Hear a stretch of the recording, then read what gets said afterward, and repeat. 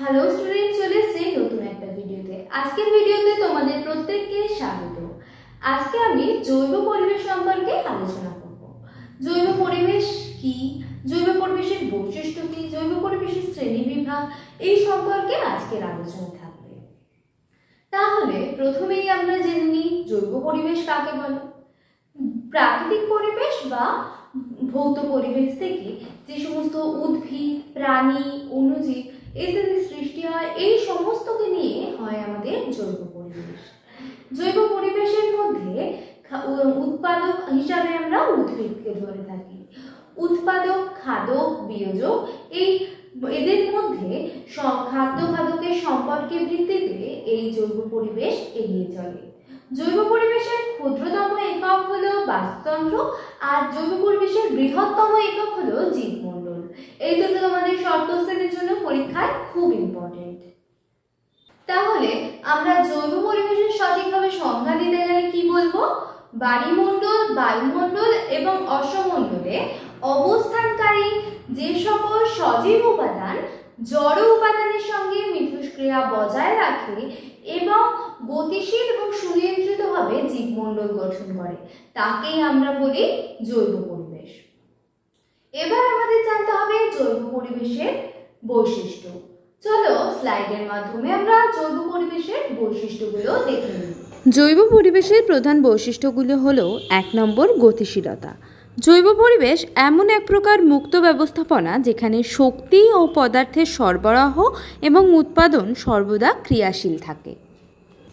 সাম্যাবস্থা। জৈব পরিবেশের বিভিন্ন উপাদানগুলির মধ্যে সর্বদা সাম্যাবস্থা বজায় থাকে। তৃতীয় বৈশিষ্ট্য হলো খাদ্য খাদক সম্পর্ক। জৈব পরিবেশে উৎপাদক জীব থেকে সর্বোচ্চ শ্রেণীর খাদক জীব পর্যন্ত খাদ্য সরবরাহ সম্পর্কের ভিত্তিতে খাদ্য শৃঙ্খল তৈরি হয়। আমরা এবার কি জানবো? পরিবেশের জৈব উপাদানের শ্রেণীবিভাগ। পরিবেশের জৈব উপাদানকে আমরা মূলত দুটো ভাগে ভাগ করি। একটা হলো জীবজ উপাদান আর একটা হলো অজীবজ উপাদান। জীবজ উপাদানকে আমরা দু ভাগে ভাগ করি আর অজীবজ উপাদানকে আমরা 3 ভাগে ভাগ করি। জীবজ উপাদান হলো উৎপাদক আর 2 নম্বর হলো খাদক, আর অজীবজ উপাদান হলো ভৌত উপাদান, জৈব উপাদান এবং অজৈব উপাদান। এবার এই প্রত্যেকটাকে ভাগগুলোকে আবার কিছু কিছু উপবিভাগে ভাগ করা যায়। চলো আমরা একটা ছকের মাধ্যমে সহজেই বুঝে নিই এই ভাগগুলোকে। জৈব পরিবেশের উপাদানকে আগেই বললাম তোমাদের জীবজ উপাদান আর অজীবজ উপাদান দুভাগে ভাগ করা যায়। জীবজ উপাদানকে উৎপাদক এবং খাদক হিসাবে ভাগ করা যায়। এই উৎপাদককে আমরা দেখো দুভাগে ভাগ করছি, ফটোট্রপ আর কেমোট্রপ। আর খাদককে আমরা আবার দুভাগে ভাগ করছি, মাইক্রো কনজিউমার আর ম্যাক্রো কনজিউমার। ম্যাক্রো কনজিউমারকে আমরা দুভাগে ভাগ করি, প্রাথমিক খাদক, গৌণ খাদক, প্রগৌণ খাদক আর সর্বভুক।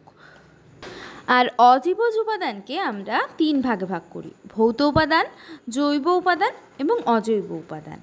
ভৌত উপাদান কোনগুলো দেখো? আলো, তাপমাত্রা, জল, বাতাস, এগুলো সমস্ত হলো ভৌত উপাদানের অন্তর্গত।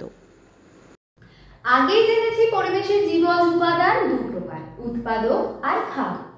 উৎপাদক আমরা কাকে বলি? যারা নিজেরাই খাদ্য তৈরি করতে পারে, অর্থাৎ পরিবেশে বসবাসকারী যেসব জীবেরা শারীরিক সংশ্লেষে সক্ষম, নিজেরা খাদ্য তৈরি করতে পারে, তাকে বলি স্বভোজী বা উৎপাদক। স্বভোজী কাকে বলছি? যারা নিজেদের দেহে ক্লোরোফিল আছে যাদের, তারাই হলো স্বভোজী। এই স্বভোজী উদ্ভিদকে আমরা 2 ভাগে ভাগ করতে পারি, একটা হলো ফটোট্রপ আর একটা হলো কেমোট্রপ। এই ফটোট্রপ আর কেমোট্রপ কাকে বলে তোমরা খুব সহজে স্লাইডের মাধ্যমে বুঝে নাও। এবার আমাদেরকে জানতে হবে খাদক কাকে বলে। খাদক হলো যারা নিজেরা খাদ্য তৈরি করতে পারে না, অর্থাৎ যারা খাদ্য তৈরি করতে অক্ষম। খাদ্যের উপরে নির্ভর করছে কাদের পরে? সেই উদ্ভিদ বা উৎপাদকের উপর। এই উৎপাদকের উপর নির্ভরশীল, তাকে বলছি আমরা খাদক।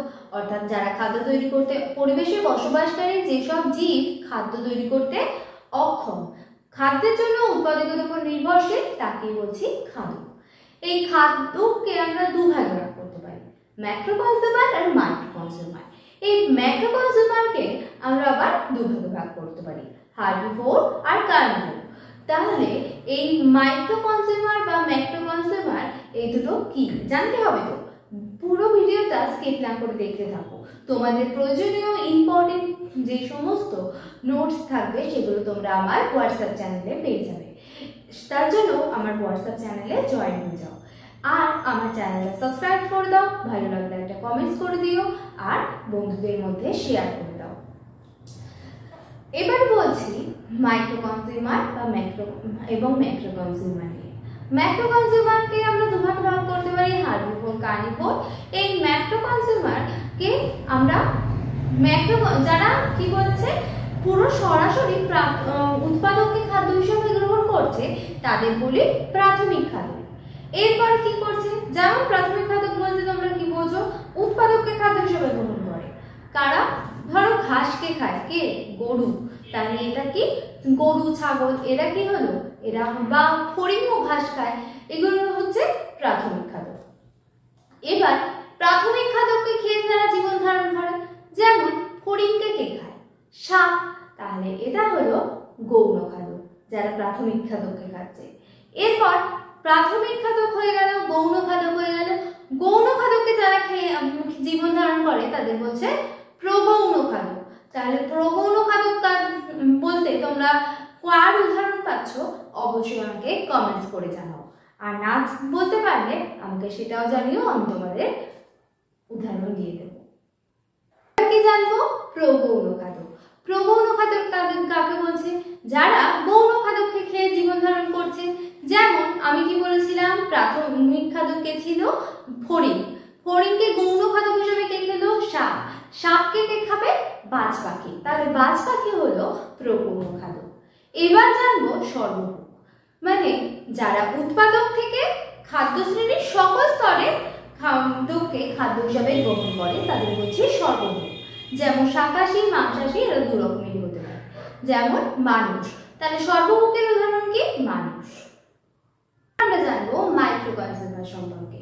মাইক্রো কনজিউমার কাদের বলছি, যা বাস্তুতন্ত্রের অন্তর্গত যে সকল জীব মৃত জৈব বস্তু থেকে পুষ্টিরস সংগ্রহ করে নিজেদের জীবন ধারণ করে এবং নিজেদের যেমন ব্যাকটেরিয়া, ছত্রাক, এরা কি করছে, মৃত জৈব বস্তু থেকে পুষ্টিরস সংগ্রহ করে জীবন ধারণ করছে, তাকে বলছি আমরা মাইক্রো কনজিউমার।